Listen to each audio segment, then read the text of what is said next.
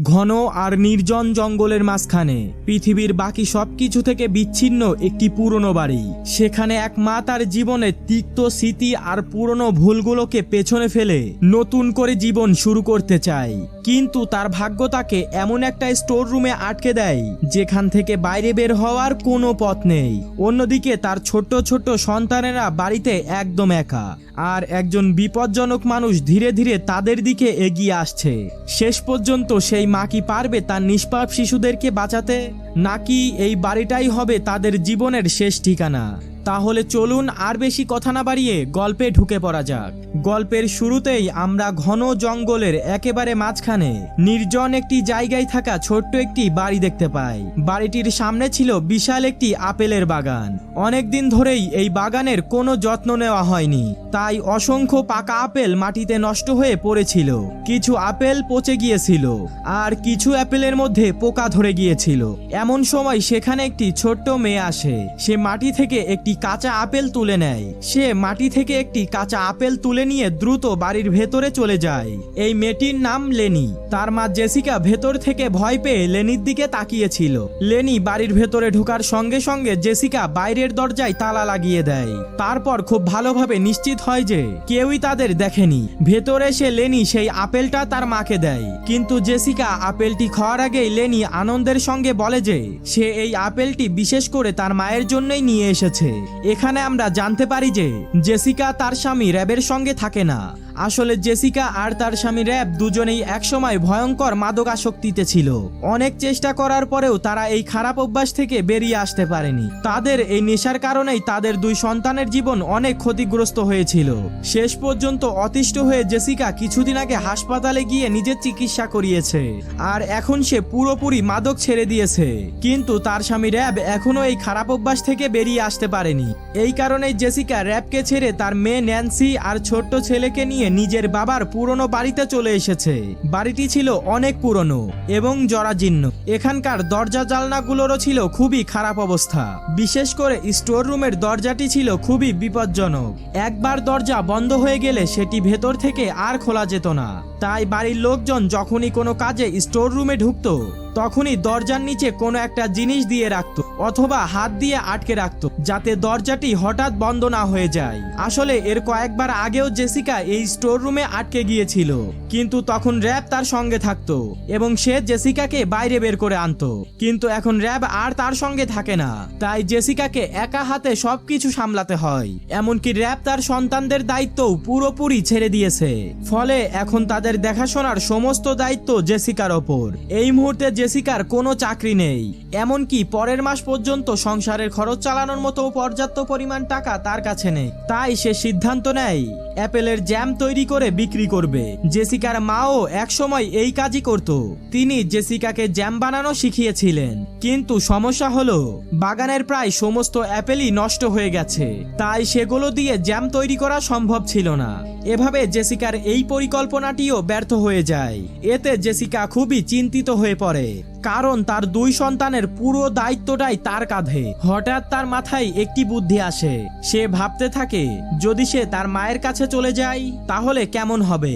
তার মা শহরে থাকে, সেখানে হয়তো সে কোনো চাকরিও পেয়ে যেতে পারে, তাহলে তাদের আর্থিক সমস্যাও কিছুটা কমে যাবে। জেসিকা সঙ্গে সঙ্গে তার মায়ের কাছে ফোন করে, কিন্তু প্রথমে তার মা তাকে নিজের কাছে আসতে নিষেধ করে, কারণ তিনি এখনো মনে করত জেসিকা হয়তো এখনো মাদক গ্রহণ করছে। কিন্তু জেসিকা তার মাকে বোঝায় যে সে এই খারাপ অভ্যাস পুরোপুরি ছেড়ে দিয়েছে এবং সে নিজের জীবনকে দায়িত্বের সঙ্গে গুছিয়ে নিতে চায়। এই কথা শুনে তার মা অবশেষে রাজি হয়ে যায়। তারপর জেসিকা শহরে যাওয়ার জন্য নিজের জিনিসপত্র গোছাতে শুরু করে। তার কিছু জিনিসপত্র স্টোর রুমে রাখা ছিল, তাই সেগুলো আনতে সে স্টোর রুমের ভেতরে যায়। কিন্তু ভেতরে ঢোকার আগে সে দরজার নিচে একটি ইট রেখে দেয়, যাতে দরজাটি বন্ধ না হয়ে যায়। তারপর জেসিকা স্টোর রুম থেকে নিজের জিনিসপত্র বের করতে ব্যস্ত হয়ে পড়ে, কিন্তু হঠাৎ প্রচন্ড জোরে একটা বাতাস আসে। সেই বাতাসের ধাক্কায় স্টোর রুমের দরজাটি বন্ধ হয়ে যায় আর জেসিকা ভেতরে আটকে যায়। এটা বুঝতে পেরে জেসিকা ভীষণ ভয় পেয়ে যায়। সে তার সমস্ত শক্তি দিয়ে দরজাটি খোলার চেষ্টা করে, কিন্তু কোনো লাভ হয় না। অনেকক্ষণ ধরে চেষ্টা করার পরেও সেই দরজাটি কিছুতেই খোলে না। শেষ পর্যন্ত জেসিকা তার মেয়ে ন্যানিকে ডাকতে শুরু করে এবং তাকে দরজাটি খুলে দিতে বলে, কিন্তু ন্যানি তখন অনেক ছোট, তাই সে দরজাটি খুলতে পারে না। তখন জেসিকা খুব আদর করে ন্যানিকে বোঝায় যে টুল বক্স থেকে স্ক্রু ড্রাইভারটি নিয়ে আসো। সৌভাগ্যবশত ন্যানি সঙ্গে সঙ্গে স্ক্রু ড্রাইভারটি নিয়ে এসে তার মায়ের হাতে দিয়ে দেয়। তারপর জেসিকা স্ক্রু ড্রাইভার দিয়ে দরজার লকটি খোলার চেষ্টা করতে থাকে, কিন্তু তাতেও সে সফল হয় না। এভাবেই কয়েক ঘন্টা কেটে যায় আর জেসিকা সেই স্টোর রুমের ভেতরেই আটকে থাকে। সময় যতই পার হতে থাকে জেসিকার চিন্তা ততই বাড়তে থাকে, কারণ তার দুইটা সন্তানই খুবই ছোট, বিশেষ করে তার ছোট্ট ছেলেটি যে এখনো ঠিক মতন হাঁটতেও পারে না। ক্ষুধার কারণে বাচ্চাটি জোরে জোরে কাঁদতে শুরু করে। তিনজনের ভাগ্য ভালো ছিল যে ঠিক সময় র‍্যাব সেখানে এসে পৌঁছায়। সে বাইরে থেকে দরজাটি খুলে জেসিকাকে বের করে আনে। বাইরে বের হয়ে জেসিকার প্রশান্তির নিঃশ্বাস ফেলে, কিন্তু র‍্যাব তাকে সাহায্য করার বদলে উল্টো তাকে নিয়ে মজা করতে শুরু করে, কারণ জেসিকা এর আগেও কয়েকবার এই স্টোর রুমে আটকে গিয়েছিল। জেসিকা তাকে বাইরে বের করে দেওয়ার জন্য র‍্যাবকে ধন্যবাদ জানায়, কিন্তু একই সঙ্গে তাকে সেখান থেকে চলে যেতে বলে, কারণ র‍্যাব তখনও নেশাগ্রস্ত ছিল আর জেসিকা চাইছিল না যে সে এই অবস্থায় তার সন্তানদের কাছাকাছি থাকুক। ঠিক সেই সময় স্যামও সেখানে এসে হাজির হয়। স্যামকে দেখেই জেসিকা রেগে যায়, কারণ স্যাম ছিল ভীষণ খারাপ একজন মানুষ। আসলে জেসিকা আর র‍্যাব দুজনকেই এই মাদকের সঙ্গে জড়িয়ে পড়তে স্যামই তাদেরকে সাহায্য করেছিল। জেসিকা র‍্যাবকে শান্তভাবে বলে সে যেন স্যামকে নিয়ে এখান থেকে চলে যায়, কিন্তু জেসিকার কথা শুনে স্যাম নিজেই তাদের কাছে এগিয়ে আসে এবং র‍্যাবের সামনেই জেসিকাকে গালিগালাজ করতে শুরু করে। র‍্যাব ও স্যামের কথায় প্রভাবিত হয়ে জেসিকার ওপর রেগে যায়। এক পর্যায়ে র‍্যাব জেসিকার মুখে সজোরে একটা চড় মেরে বসে। আসলে জেসিকা মাদক ছেড়ে দিয়েছিল এবং এখন তার চেয়েও ভালো জীবনযাপন করছিল। এই বিষয়টি র‍্যাবের মনে প্রচন্ড রাগ তৈরি করে। এরপর জেসিকা র‍্যাবকে অনুরোধ করে সে যেন স্যামকে নিয়ে এখান থেকে চলে যায় এবং যতদিন না সে এই নেশার জগৎ ছাড়ছে ততদিন যেন সে আর ফিরে না আসে। কিন্তু জেসিকার কথা শুনে র‍্যাব আরো বেশি রেগে যায়। সে জেসিকাকে নির্মমভাবে মারধর করতে শুরু করে। তারপর র‍্যাব জেসিকাকে তুলে নিয়ে আবারও সেই স্টোর রুমের ভেতরে ঢুকিয়ে দেয়। শুধু তাই নয়, সে দরজার উপরে পেরেক ঢুকিয়ে দেয় যাতে জেসিকা চাইলেও আর বাইরে বের হতে না পারে। র‍্যাব যখন দরজায় পেরেক ঢুকাচ্ছিল তখন একটি পেরেক জেসিকার হাতেও গেঁথে যায়, ফলে তার হাত ভীষণভাবে জখম হয়ে যায় এবং সেখান থেকে প্রচন্ড রক্ত বের হতে শুরু করে। কিছুক্ষণ পর জেসিকা পুলিশকে ফোন করার কথা ভাবে, কিন্তু ফোন খুঁজতে গিয়ে সে বুঝতে পারে তার কাছে ফোনটি নেই। আসলে র‍্যাব যখন তাকে মারধর করছিল তখনই জেসিকার হাত থেকে ফোনটি পড়ে গিয়েছিল আর এখন সেটি স্টোর রুমের বাইরেই পড়ে আছে। আর এবার জেসিকা আরো বেশি দুশ্চিন্তায় পড়ে যায়। সে বুঝতে পারছিল না কিভাবে এই বিপদ থেকে বের হবে। ঠিক তখনই তার চোখে পড়ে একটি মাদকের প্যাকেট। র‍্যাব অসাবধানতাবশত সেটি স্টোর রুমের ভেতরে রেখে গিয়েছিল। এক মুহূর্তের জন্য জেসিকার মনে হয় হয়তো এটি ব্যবহার করলে তার মাথা একটু শান্ত হবে, কিন্তু পর মুহূর্তেই সে নিজেকে সামলে নেয়। সে আবার সেই নেশার দিকে ফিরে যেতে চায় না। এমন সময় ন্যানি সেখানে আসে এবং তার মাকে জানায় ক্ষুধার কারণে তার ভাই এখন কাঁদছে। এই কথা শুনে জেসিকার দুশ্চিন্তা আরো বেড়ে যায়। এরপর জেসিকা ল্যানিকে বলে, বাবা প্লিজ তাড়াতাড়ি আমার ফোনটা নিয়ে আসো। কিন্তু ন্যানি ফোন আনার পরিবর্তে সরল মনে জিজ্ঞাসা করে, মা তুমি ভেতরে ফোন দিয়ে কি করবে? ন্যানির এই প্রশ্ন শুনে জেসিকা এক মুহূর্তের জন্য রেগে যায়, কিন্তু পরের মুহূর্তে নিজেকে সামলে খুব ভালোবাসা দিয়ে ন্যানিকে বুঝিয়ে বলে যে সে এখানে আটকে গেছে এবং বাইরে বের হওয়ার জন্য তার কারোর সাহায্যের দরকার। এই কথা শুনে ন্যানি বাইরে থাকা মোবাইলটি এনে তার মাকে দিয়ে দেয়। এবার জেসিকা সাহায্যের জন্য পুলিশকে ফোন করার চেষ্টা করে, কিন্তু সমস্যা হলো জায়গাটি ছিল অনেক দূরে এবং একেবারেই নির্জন। সেখানে ফোনের কোনো সিগন্যাল পাওয়া যাচ্ছিল না, তাই তার ফোন করা সম্ভব হয় না। আর এমন নির্জন জায়গায় এসে কেউ তাকে সাহায্য করবে এমন আশাও ছিল না, কারণ তাদের বাড়ির আশপাশে বহু দূর পর্যন্ত কোনো বাড়ি ছিল না। অর্থাৎ জেসিকাকে এই বিপদ থেকে বের হওয়ার জন্য যা করার তা নিজেকেই করতে হবে। জেসিকা এবার স্টোর রুমের ভেতরে এমন কোনো জিনিস খুঁজতে শুরু করে যেটা ব্যবহার করে সে নিজেকে এখান থেকে মুক্ত করতে পারবে, কিন্তু অনেক খোঁজার পরেও সে এমন কিছুই খুঁজে পায় না যা দিয়ে দরজা ভাঙা সম্ভব। শেষ পর্যন্ত অসহায় হয়ে দরজায় হেলান দিয়ে সে মাটিতে বসে পড়ে। বাইরে থেকে ন্যানি তার মাকে বলে তার বাথরুমে যেতে হবে, তাই সে চায় তার মা যেন তার সঙ্গে যায়। কিন্তু জেসিকা অনেক আদর করে ন্যানিকে বোঝায় যে সে এখন স্টোর রুম থেকে বাইরে বের হতে পারবে না। কারণ তার বাবা দরজাটি বাইরে থেকে শক্ত করে বন্ধ করে দিয়েছে। ফলে উপায় না থাকায় ন্যানি সেখানেই প্রসব করে ফেলে। এমন সময় স্যাম সেখানে এসে পৌঁছায়, কিন্তু এবার সে একাই এসেছিল, তার সঙ্গে র‍্যাব ছিল না।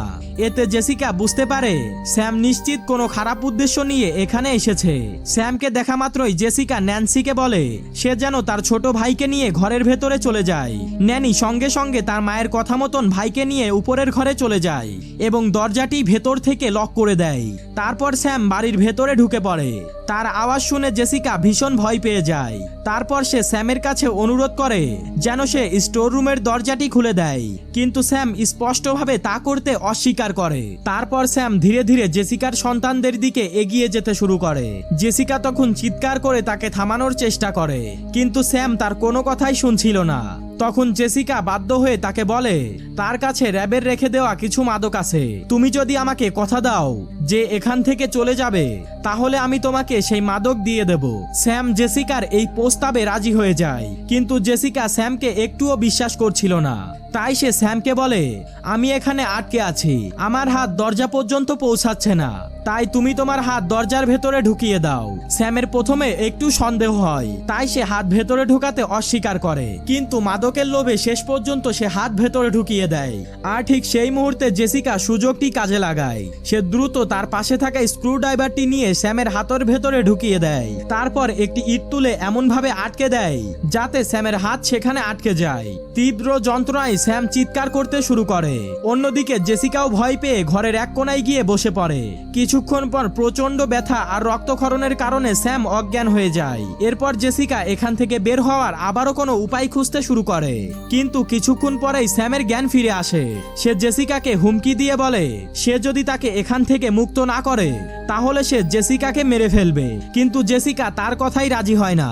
তখন স্যাম তাকে কথা দেয় যে যদি জেসিকা তাকে মুক্ত করে দেয় তাহলে সে সঙ্গে সঙ্গে এখান থেকে চলে যাবে, কিন্তু জেসিকা তার কোনো কথাই বিশ্বাস করে না, কারণ সে খুব ভালো করেই জানতো স্যাম একজন মিথ্যাবাদী মানুষ। স্যাম এবার কথার মধ্যেই জেসিকাকে নিজের নিয়ন্ত্রণে আনার চেষ্টা করে। সে জেসিকাকে বলে আমিও মাদক ছাড়ার জন্য হাসপাতালে গিয়েছিলাম, কিন্তু যখন আমার মা মারা গেলেন তখন আমি বুঝতে পারলাম এই পৃথিবীতে আমাকে ভালোবাসে এমন কেউ নেই। আমি বেঁচে থাকলাম নাকি মারা গেলাম সেটি নিয়ে কারোর কোনো মাথা ব্যথাই নেই। তাই আমি নিজের মানসিক চাপ থেকে বের হওয়ার জন্য আমি আবারও মাদক নেওয়া শুরু করেছি। এরপর স্যাম জেসিকাকে বলে আমি জানি তুমিও এখন মাদক নিতে চাও, একদিন তুমিও হাল ছেড়ে দেবে এবং আবারও মাদক নেওয়া শুরু করবে। কোথাও না কোথাও স্যামের কথাটা সত্যি ছিল, কারণ মাঝে মাঝে জেসিকার মনেও মাদক নেওয়ার চিন্তা ভাবনা আসে, কিন্তু সে শুধু নিজের সন্তানদের কথা ভেবে নিজেকে সামলে রাখে। স্যাম একের পর এক কথা বলে জেসিকার মনোবল ভেঙে দেওয়ার চেষ্টা করে, আর তার কথাগুলো শুনে জেসিকা এতটাই মানসিকভাবে ভেঙে পড়ে যে তার চোখ দিয়ে পানি বেরিয়ে আসে। কিন্তু সে কোনোভাবেই স্যামকে বুঝতে দেয় না যে তার কথাগুলো জেসিকার উপর এতটা প্রভাব ফেলেছে। কিছুক্ষণ পর রাত হয়ে যায়, প্রচন্ড ঠান্ডা পড়ছিল, তাই স্যাম জেসিকার কাছে বারবার অনুরোধ করতে থাকে যেন সে তাকে ছেড়ে দেয়, কিন্তু তারপরও জেসিকা স্যামের হাত মুক্ত করে না। কোনোভাবে সেই রাতটা কেটে যায়। পরের দিন সকালে ন্যানি তার মায়ের কাছে আসতে শুরু করে। জেসিকা তখন চিৎকার করে ন্যানিকে স্যামের কাছ থেকে তাকে দূরে থাকতে বলে, কারণ সে জানতো স্যাম নিজে সেখানে আটকে থাকলেও যে কোনোভাবেই ন্যানিকে ধরে ফেলতে পারে। কিন্তু ন্যানি সারা রাত একা ছিল, তাই সে খুব বেশিক্ষণ তার মায়ের কাছ থেকে দূরে থাকতে চাইছিল না। ন্যানি যখন স্টোর রুমের দরজার কাছে চলে আসে তখন স্যাম হঠাৎ তাকে ধরে ফেলে। তখন স্যাম জেসিকাকে হুমকি দিয়ে বলে তুমি যদি এখন আমাকে এখান থেকে মুক্ত না করো তাহলে আমি ন্যানির সঙ্গে খুব খারাপ কিছু করব। এই কথা শুনে জেসিকা ভীষণ ভয় পেয়ে যায়। সে কিছুতেই বুঝতে পারছিল না যে এখন তার কি করা উচিত। ঠিক তখনই তার চোখে পড়ে একটি লাইটার। জেসিকা এক মুহূর্ত দেরি না করে স্যামের হাতে আগুন ধরিয়ে দেয়। তীব্র যন্ত্রণায় স্যাম ছটফট করতে শুরু করে, কিন্তু ততক্ষণে স্যাম অজ্ঞান হয়ে গিয়েছিল। এই পরিস্থিতিতে জেসিকা নিজের মনকে একটু শান্ত করার জন্য আবারও মাদক নিতে শুরু করে। এতদিন ধরে একটি ছোট্ট ঘরে বন্দি থাকার কারণে তার ভেতরের সমস্ত কষ্ট যেন একসাথে বেরিয়ে আসতে শুরু করে। সে ফুপিয়ে ফুপিয়ে কাঁদতে শুরু করে। জেসিকা সঙ্গে সঙ্গে স্যামের হাত থেকে স্ক্রু ড্রাইভারটি বের করে নেয়। তারপর সেই স্ক্রু ড্রাইভার দিয়ে ছাদ ভাঙার চেষ্টা করতে শুরু করে, আর কিছুক্ষণের মধ্যেই সে ছাদ ভেঙে উপরে উঠতে সক্ষম হয়। ছাদ দিয়ে উপরে ওঠার পর জেসিকা সঙ্গে সঙ্গে তার সন্তানদের কাছে চলে যায়। সে দেখে তার দুইটি সন্তানই একেবারেই নিরাপদে আছে। ন্যানি তার ছোট ভাইয়ের খুব ভালোভাবেই যত্ন নিয়েছে, কিন্তু এখন তাদের দ্রুত এখান থেকে থেকে বের হয়ে যেতে হবে, কারণ স্যাম যে কোনো সময়ে জ্ঞান ফিরে পেতে পারে। তবে সমস্যা হলো গাড়ির চাবি তখনও স্যামের কাছেই ছিল। তবুও জেসিকা সাহস করে স্যামের কাছে এগিয়ে যায়। তারপর খুব সাবধানে স্যামের পকেট থেকে গাড়ির চাবিটি বের করে নেয়। কিন্তু তার সন্তানদের দিকে এগিয়ে যেতেই এমন একটি দৃশ্য তার চোখে পড়ে, যা দেখে তার পায়ের নিচের মাটি সরে যায়। স্যাম তার দুইটি সন্তানদের মাথায় ছুরি ধরে রেখেছিল। এই দৃশ্য দেখে জেসিকা স্যামের কাছে বারবার অনুরোধ করতে থাকে যেন সে তার সন্তানদের ছেড়ে দেয়। আর তখনই সেখানে র্যাব এসে হাজির হয়। তার হাতে একটি বন্দুক ছিল।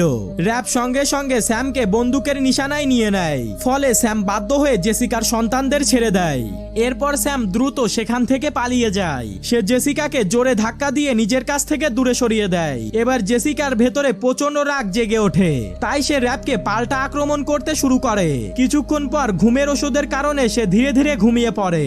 আর ঠিক সেই সুযোগে জেসিকা তাকে জোরে ধাক্কা দেয়। র্যাব জানালা দিয়ে নিচে পড়ে যায় আর সেখানেই তার মৃত্যু হয়। এরপর দৃশ্য পরিবর্তন হয়। আমরা দেখতে পাই কয়েক সপ্তাহ পরের ঘটনা। এদিকে জেসিকা নিজেকে অনেকটাই সামলে নিয়েছে। সে তার মায়ের একটি বই থেকে সঠিকভাবে আপেলের জ্যাম তৈরি করতে শিখে গেছে। ধীরে ধীরে তার জ্যামের ব্যবসা ভালো চলতে শুরু করে। তাদের বাড়ির পরিস্থিতি আগের তুলনায় অনেক ভালো হয়ে যায়। আর এভাবেই গল্পটা এখানেই সমাপ্তি হয়। তো বন্ধুরা, গল্পটি কেমন লেগেছে অবশ্যই কমেন্টে জানাতে ভুলবেন না। গল্পটা ভালো লাগলে অবশ্যই লাইক করে চ্যানেলটাকে সাবস্ক্রাইব করে দিতে পারেন।